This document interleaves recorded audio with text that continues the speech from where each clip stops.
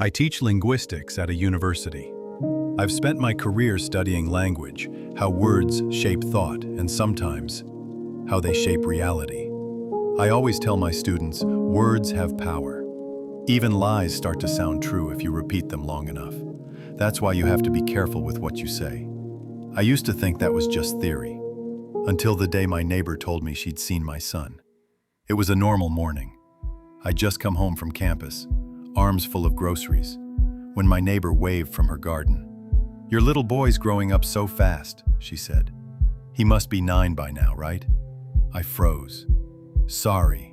My what?" She smiled warmly. "Your son, the blonde one. I saw him biking earlier. She must be in her 70s. Maybe she's starting to lose her memory." I didn't want to embarrass her, so I just smiled and nodded. "Oh, right. Yeah, he's 9. Something clicked in my head, like I just agreed to something I didn't understand. That evening, after a long day of teaching, I was about to relax when I smelled something burning. Cheese. Burning cheese. The smell was wrong. I rushed to the kitchen and nearly dropped my bag. A little boy stood by the stove, stirring macaroni. The boxed kind, powdered cheese and all. Blonde hair, bare feet, my pan. The spoon kept tapping the pot, too steady. "Hey, Dad," he said cheerfully.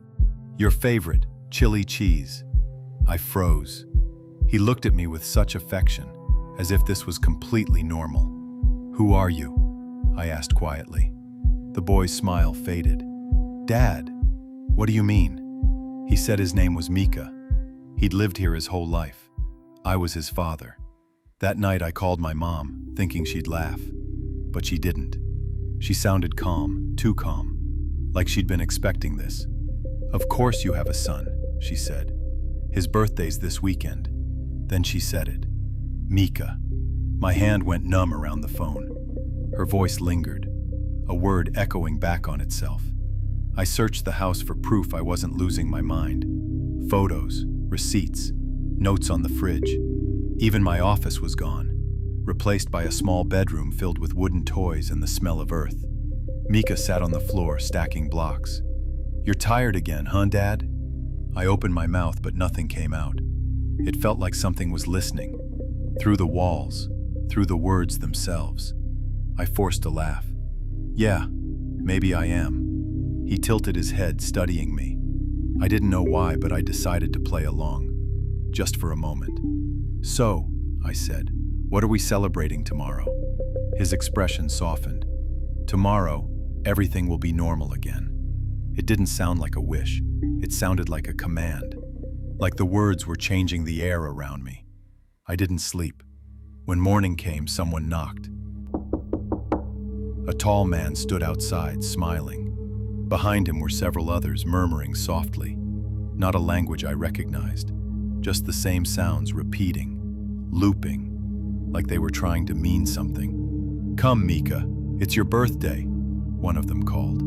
Mika ran toward them, laughing. "Mom! Uncle! You made it!" I grabbed his arm. "Wait! Mika, stop!" He twisted free, hit the table, and fell. The tall man's smile vanished. The murmuring sharpened, like words cutting through air. Then, a woman stepped forward. Pale skin, glassy eyes. Her voice cut through everything. She looked at Mika, then at me. "Tell him it will be normal." The same words from the night before. For a second, I almost said it, but something inside screamed no.